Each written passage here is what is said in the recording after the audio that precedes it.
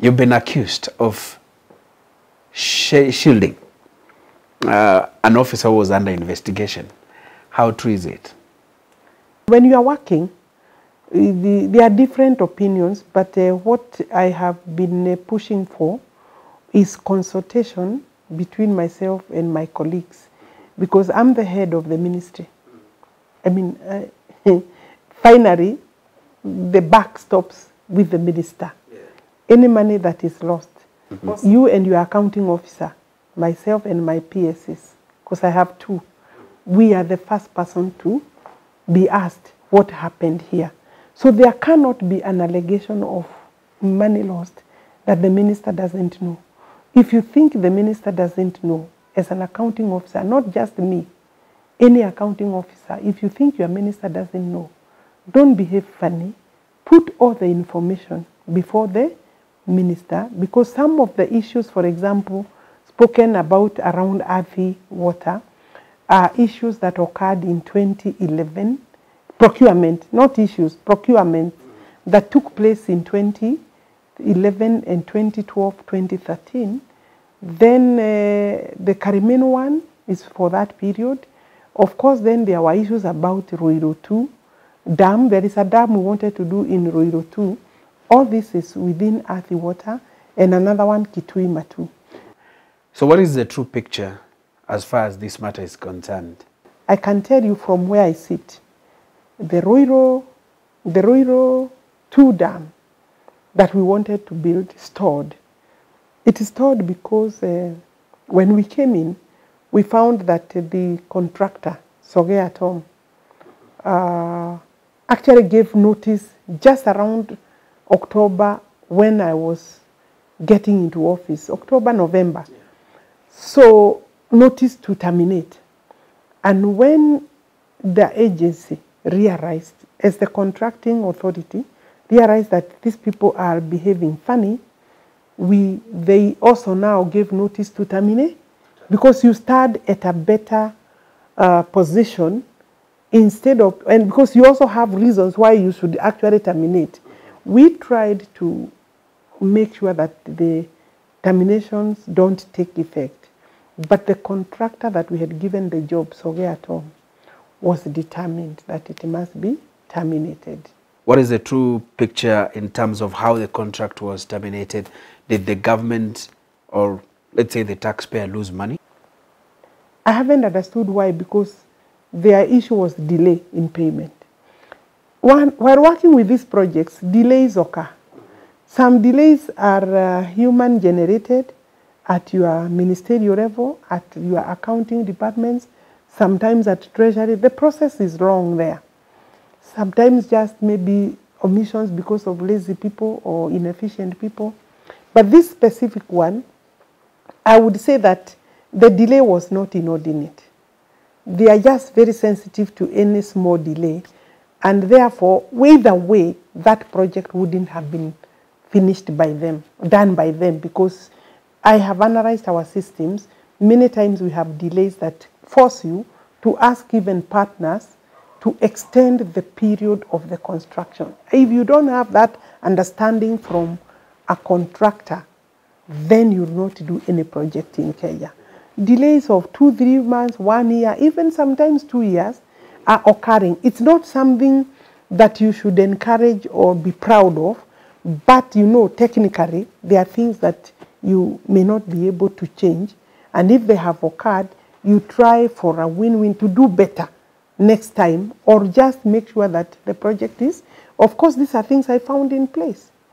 And but we negotiated with these people because they had been paid advance of 4.6 billion. I think somewhere in May or somewhere April 2022, 4.6 billion. And it's like they wanted to have this money disappear with them, and now claim, you know, with claims of termination and whatever, comes compensation or ABCD, breach of contract. So the strategy there was almost like to now make sure the deposit is utilized, the advance is utilized. That, but we said no way. Let's sit down. We shall evaluate your work. That was done by technical teams of the contractor. and our teams and the ministry.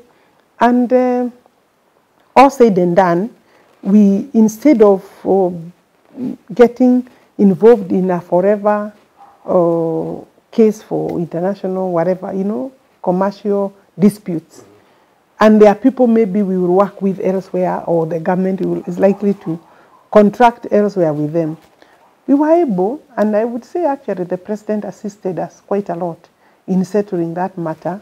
It went quite high in the leadership of our country and France. And we agreed and settled. They refunded 3.1 billion shillings. So it's a file that I know we closed very well on our part. At least myself as a minister, I got even approval or to accept that money. And the money is now with the Treasury.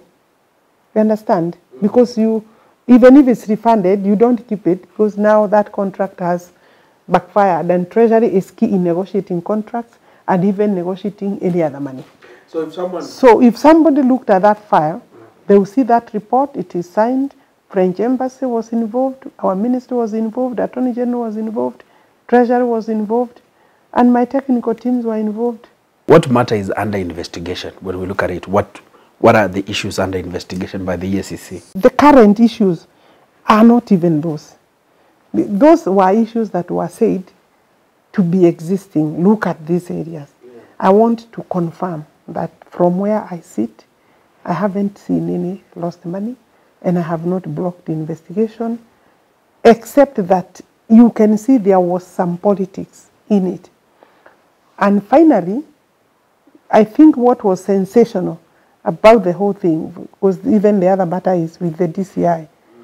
And the DCI has not complained to me that I'm assisting people to block investigations. You see, when DCI writes or EACC wants to do investigations, they actually write officially to the agency involved. Those communications are there, and they ask for certain documents. And those certain documents are given. And there are communications to that effect that they have been delivered. So if then the EACC feels there is a problem, they should tell me as the minister and my accounting officer, look, document 1, 2, 3 has not been given. Because remember, you are investigating. Yeah. You don't have yet the material. Then if that doesn't happen, if I don't assist you, then you can accuse me of blocking.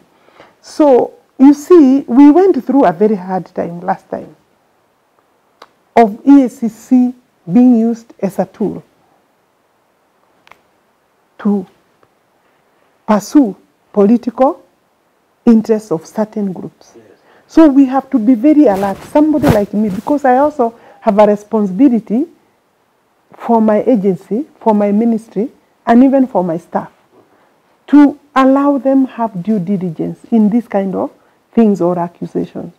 And also fair administrative action. From my background as a lawyer, I can tell from far where there is a problem or not.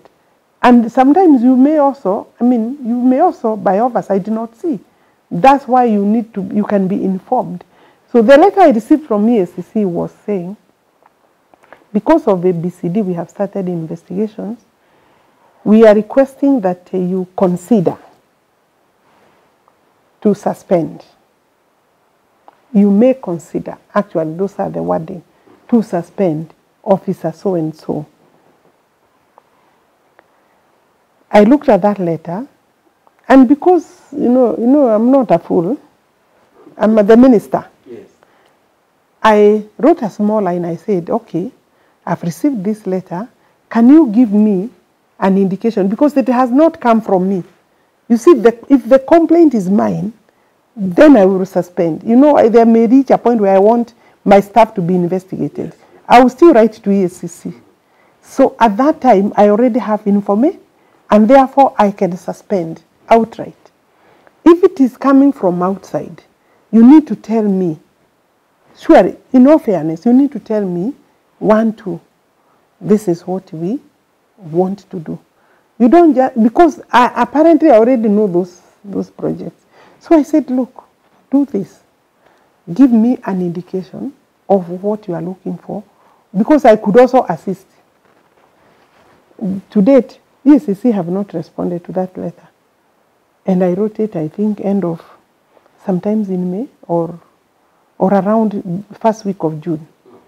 They have not responded. So all these letters, and I'm not the one who is releasing these letters. First and foremost, those letters should not be released in the public really, unless then information is needed. I still feel that EACC are able to carry out their investigations without any prejudice, because they have the capacity, and I have not had a conversation, official conversation or an official one-on-one to tell me, look, please help us here. But also, you cannot use Alice Wahome to do things that are not clear. If you know them and you want my assistance, please let me know. Then we agree how to handle. So I think these things are possibly they are teething problems of people who have not worked together, and I'm hoping that we shall be able to overcome. Despite the negative publicity, I am still confident that we will be able to deal with those. Because, you know, this is a government office, work continues, and you don't have to like somebody. It's good to have cordial working relationship, and we will try and work on that. Thank you so much, Waziri. That is CS Alice Wahome. She has been on our program, and she's talked about the issues that have been in the ministry. Thank you so much.